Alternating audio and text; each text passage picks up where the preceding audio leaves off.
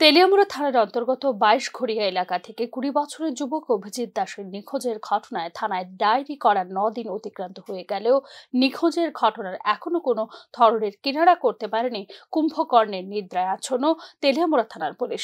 December মাসের ১০ তারিখ বিকালে ২২ঘড়িয়া এলাকার যুবক অভিজিৎ দাস কোনো এক অজ্ঞাত লোকের সঙ্গে বাইকে করে বাড়ি থেকে বের হয়ে আজ পর্যন্ত ফিরে আসেনি বলে জানিয়েছে যুবকের পরিবারের লোকজন। পরিবারের তরফ থেকে সম্ভাব্য সব জায়গায় খোঁজ নেওয়ার পর নিখোঁজের ৯ দিন পর তেলিয়ামুড়া থানায় নিখোঁজ ডায়েরি করলেও আজ পর্যন্ত যুবকের কোনো হদিশ দিতে পারেনি তেলিয়ামুড়া থানার পুলিশ। নিজের ছেলের খোঁজ নিতে রীতিমতো থানায় যাতায়াত করলেও পুলিশ তাদের ছেলেকে উদ্ধারের ব্যাপারে কোনো ধরনের সহযোগিতা করছে না বলে অভিযোগ করেছেন অভিজিতের পিতামাতা।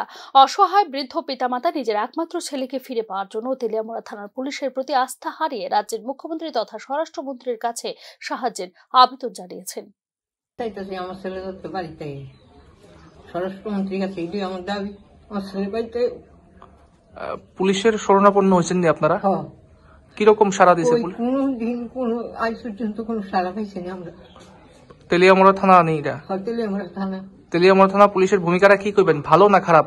খারাপ, খুব খারাপ। কই আমরা লেগে তো কিছু করতেছে না। একটা ছেলে বাড়িতে নাই, এর কাছে গেলাম সাহায্য লেগে তো কই আর আমরা কিছু করছে না।